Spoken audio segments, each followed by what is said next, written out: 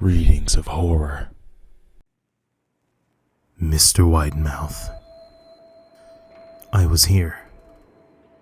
During my childhood, my family was like a drop of water in a vast river, never remaining in one location for long. We settled in Rhode Island when I was 8, and there I remained until I went to college in Colorado Springs. Most of my memories are rooted in Rhode Island, but there are fragments in the attic of my brain which belong in various homes we lived in when I was much younger, chasing after another boy in the backyard of the house in North Carolina, trying to build a raft to float on the creek behind the apartment we rented in Pennsylvania, and so on. But there is one set of memories which remains as clear as glass, as though they were just made yesterday. I often wondered whether these memories were simply lucid dreams produced by the long sickness I experienced that spring. But in my heart, I know they are real. We were living in a house just outside the bustling metropolis of New Vineyard, Maine. Population 643. It was a large structure, especially for a family of 3. There were a number of rooms that I didn't see in the 5 months we resided there. In some ways, it was a waste of space, but it was the only house on the market at the time, at least within an hour's commute to my father's place of work. The day after my 5th birthday, attended by my parents alone, I came down with a fever. The doctor said I had mononucleosis, which meant no rough play and more fever for at least another 3 weeks. It was horrible timing to be bedridden. We were in the process of packing our things to move to Pennsylvania, and most of my things were already packed away in boxes, leaving my room barren. My mother brought me ginger ale and books several times a day, and they served the function of being my primary form of entertainment for the next few weeks. Boredom always loomed just around the corner, waiting to rear its ugly head and compound my misery. I don't exactly recall how I met Mr. Widemouth. I think it was about a week after I was diagnosed with mono. My first memory of the small creature was asking him if he had a name. He told me to call him Mr. Widemouth, because his mouth was large. In fact, everything about him was large in comparison to his body. His head, his eyes, his crooked ears, but his mouth was by far the largest. "You kinda look like a Furby," I said as he flipped through one of my books. Mr. Widemouth stopped and just gave me a puzzled look. Furby? What's a Furby? He asked. I shrugged. You know, the toy, the little robot with the big ears. You can pet and feed him almost like a real pet. Oh. Mr. Widemouth resumed his activity. You don't need one of those. They aren't the same as having a real friend. I remember Mr. Widemouth disappearing every time my mother stopped by to check on me. I lay under your bed, he later explained. I don't want your parents to see me because I'm afraid they won't let us play anymore. We didn't do much during those first few days. Mr. Widemouth just looked at my books, fascinated by the stories and pictures they contained. The 3rd or 4th morning after I met him, he greeted me with a large smile on his face. "I have a new game we can play," he said. We have to wait until after your mother comes and checks in on you, because she can't see us play it. It's a secret game. After my mother delivered more books and soda at the usual time, Mr. Widemouth slipped out from under the bed and tugged my hand.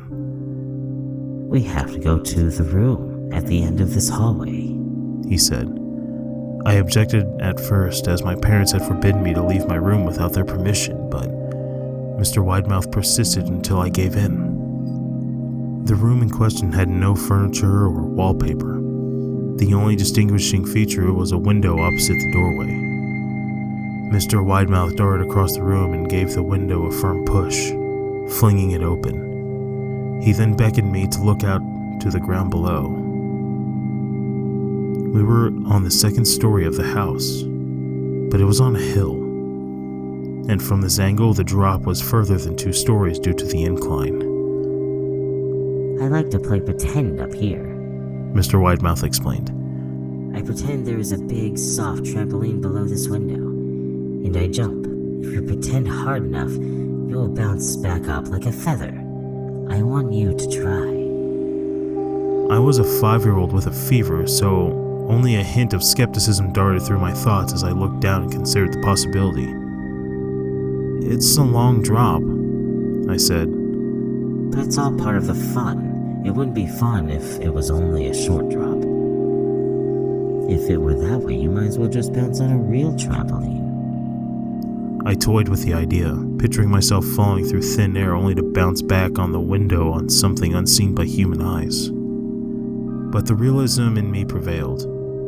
Maybe some other time, I said. I don't know if I will have enough imagination. I could get hurt. Mr. Widemouth's face contorted into a snarl, but only for a moment.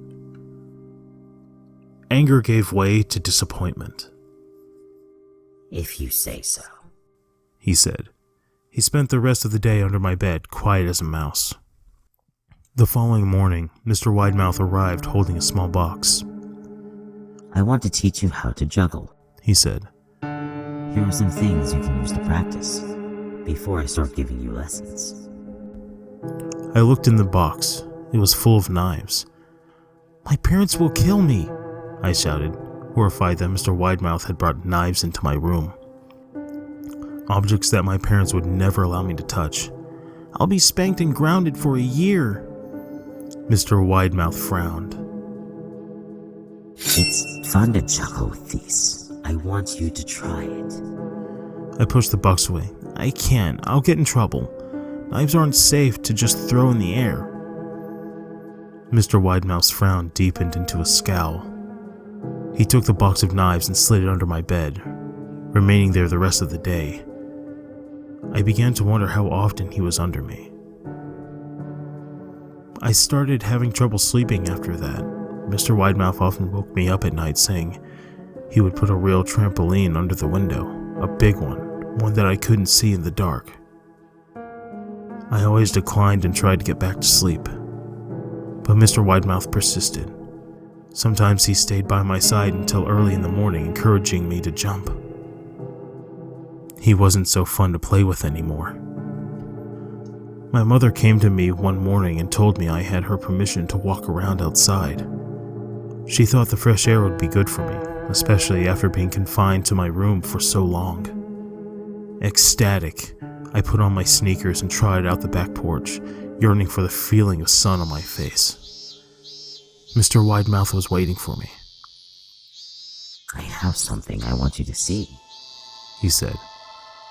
I must have given him a weird look because then he said, It's safe, I promise. I followed him in the beginning of the deer trail, which ran through the woods behind the house. This is an important path, he explained.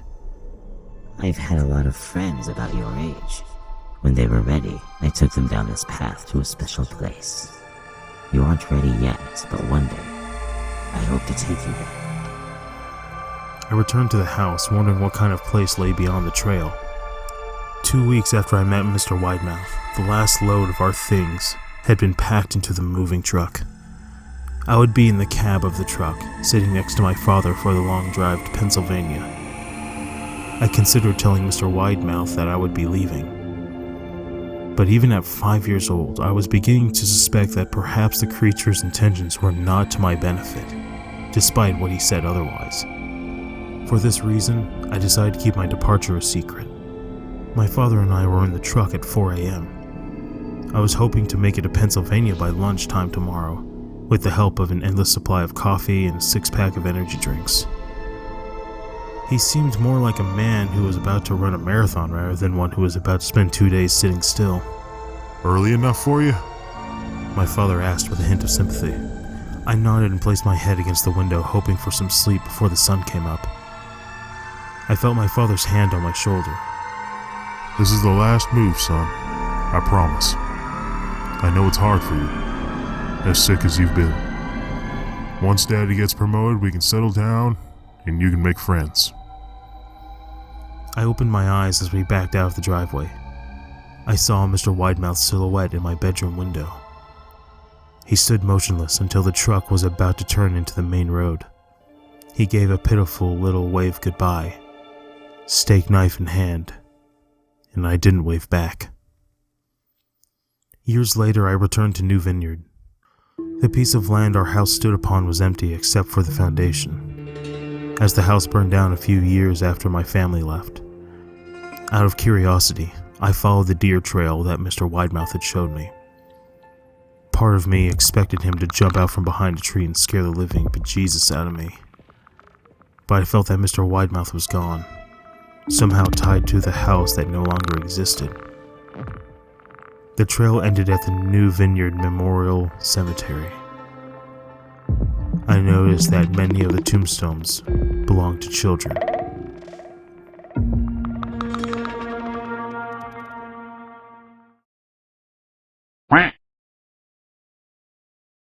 But there are fragments in the attic of my brain which belong to the various homes we had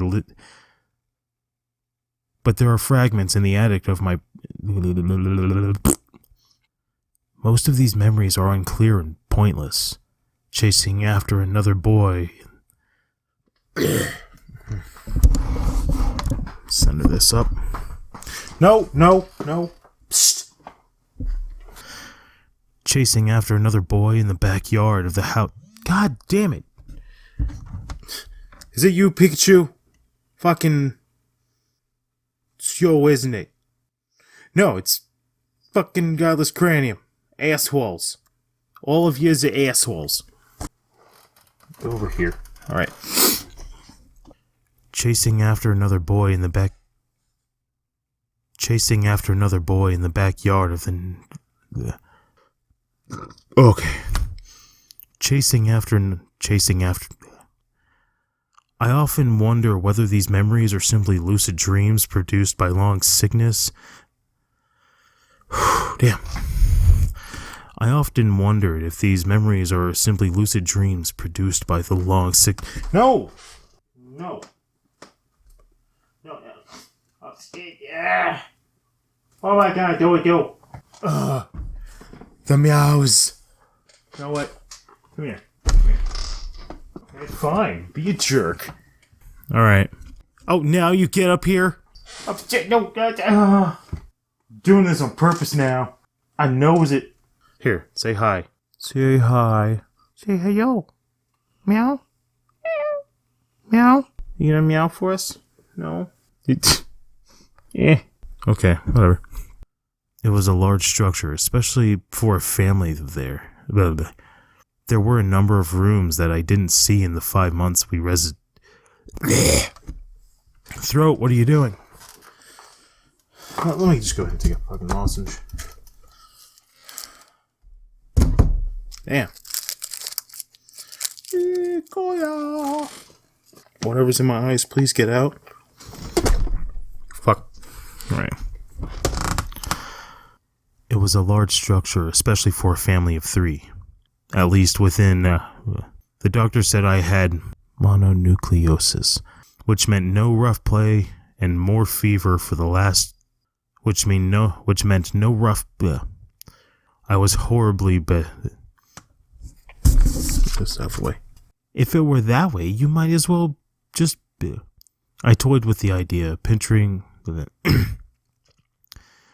myself falling through thin air only to bounce back onto the window. My parents would kill me. Sometimes he stayed in my... My mother came to me one morning and told me I had her permission to walk out... Early enough for you? My father asked with a hint of sympathy. I saw Mr. Widemouth's silhouette in my window. Thank you for watching. Feel free to like, comment, share, and subscribe if you want to be my buddy. If you have any suggestions for future content or tips, let me know in the comments below. And always remember, you have potential.